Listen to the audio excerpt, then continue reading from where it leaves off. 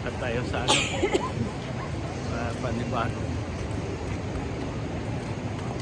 Yan, dadaan na tayo. Ayan. Guys, pwedeng mag-picnic dito. Ayan, karamihan dito nag-picnic. Ayan. Pupunta tayo mismo sa may dagat. Sakaling certain tayo itong December pag ano tayo na ng service. Ayan, natin tignan natin yung pagkakataon.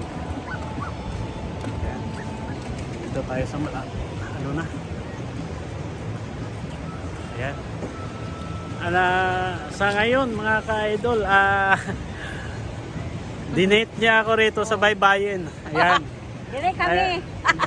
Gusto niya akong suluhin ngayong araw. Ayan. Wala na siyang alagain. Dahil pinagbigyan natin ngayon yung pagkakataon na gusto niya akong igala dito. Yan. Ito yung baybayin ng People's Park of Cafes. Ayan. Lalapit tayo sa may lalapit pa tayo sa hindi na, basta naka-check-in na yung hindi. Di pala pa na dito. Pwede tayo rito maglaro. Ayan. Ito, itong karagatan na to, dati na namin itong pinapaliguan. Ang tawag sa amin dito sa probinsya, Baybay. Ayan. Ayan. Dito tayo ngayon. Ayan, dito na, malapit na tayo sa may tubig, sa dagat mismo, mga ka-idol. Ayan, pwede tayo maligo. Gusto nating maligo. Ayan.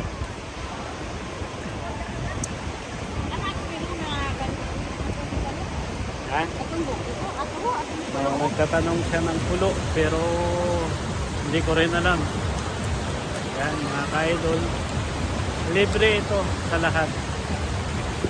Ayan. Open to open. Dala ka ng pagkain. Dala lang kayo ng pagkain. Ayan, medyo tumataas na yung tubig. Mahaba ito hanggang doon sa kabila. Ayan, yung area na.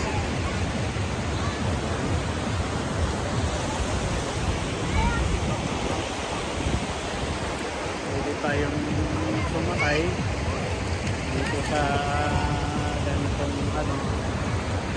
activity. Medyo tumataas-taas na rin yung tubig. Dagat ito, mga ka-idol. Laruan. Oo, para hindi umano yung dumi. Nasala nila dyan. Kaya ayan. Dito na tayo, yan o. Nakalusaw na tayo dito. Ang tawag dito sa amin, nakatoksaw na tubig. Yan. Yan. Itong dagat sa amin dito sa Capiz. Yan.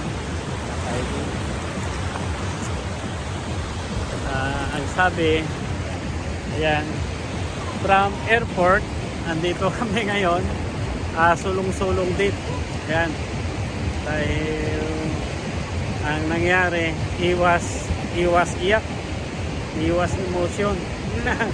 Kasi parang malungkot daw na iwanan na siya ng kanyang mga anak na mabuti na lang dinamihan. Mayroon pa naman natira, isa. Lahat nilayasan na siya sa Capiz na, sa Manila na lahat. Ayan. Uhoy. Malalim. Malalim na yung tubig. Ayan. Dito muna namin dinala yung emosyon niya kasi ayun nga, para masulo niya akong ma-date. Maraming salamat at kukuha pa tayo sa ibang episode. Thank you.